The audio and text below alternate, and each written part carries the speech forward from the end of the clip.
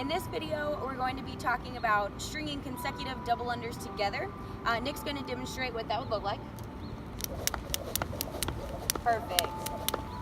All right, so we'll talk about a couple of things during this video. We'll talk about wrists and shoulders, keeping those relaxed, and then we'll move into rope speed, and finally into what your feet should be looking like.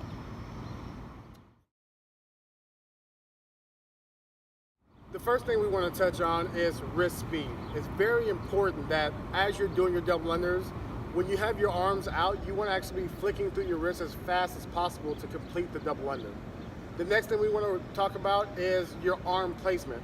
A lot of people try to do double unders and they have their arms way out here, which makes the rope rise. We don't want it to be out here. So the closer we can have it to our body and flick through our wrists, it's going to allow us to have a bigger loop to jump through, which will help you actually jump your double under. So I'm going to have Kaylee show us what these double unders look like. So to reiterate that just one more time, if I had my arms out and super tense, this is what the double would look like. You can see it caught on my toes, the rope was too short to get around. So if I keep my arms in, relax my shoulders, flick through my wrists, they look a little bit more like this,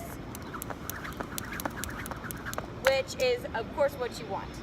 Yeah, so keeping those things in mind with the wrists flicking super fast, with your arms being in, and also your shoulders being nice and relaxed, will actually help you get those double unders nice and smooth as you string them together.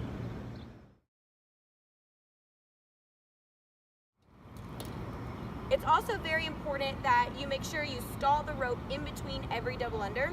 So I'll have Nick demonstrate in just a second to clarify this, but basically after you land one double, you want to make sure that you stall the rope as it's coming over your head and slow it down just enough so that you have time to land and then get back up in the air before the rope is trying to actually go under your feet again.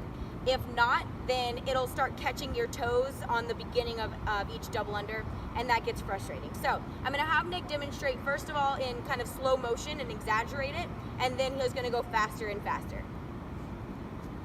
Good, so you can see that stall at the top, really exaggerated, and then as he speeds up, that stall is still there, it's just not quite as noticeable.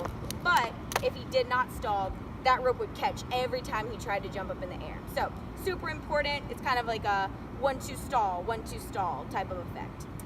The other thing that we want to talk about is your jump. So when you have mastered fast wrist and fast rope speed, you don't need to jump super high, maybe an inch, maybe 2 inches off the floor, but it's very important to keep your toes up. If you let your toes hang down too far and you point your toes at the top of every jump, it's very likely that that rope will catch your toes and cause a miss. So I'll have Nick demonstrate that jump with no rope, and then we'll look at what that looks like with a double. So there it is with no rope. He's flicking those toes up and really flexing them. That was a little bit exaggerated, but you get the point. And when he does doubles, this is what it will look like. Perfect. So he's just keeping them flexed, not letting them hang down so that there's no chance that they catch the rope.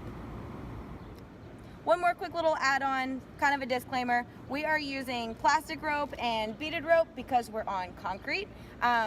Usually when people do really fast consecutive double unders or triple unders, they're using a wire rope, whether that's coated or uncoated cable. You never ever want to use those on concrete. I've made that mistake and it just shreds your rope all up. It does not work at all. So don't do it. If you're gonna be on concrete, train with a plastic or a beaded, and it will save you having to buy a new rope. Yeah.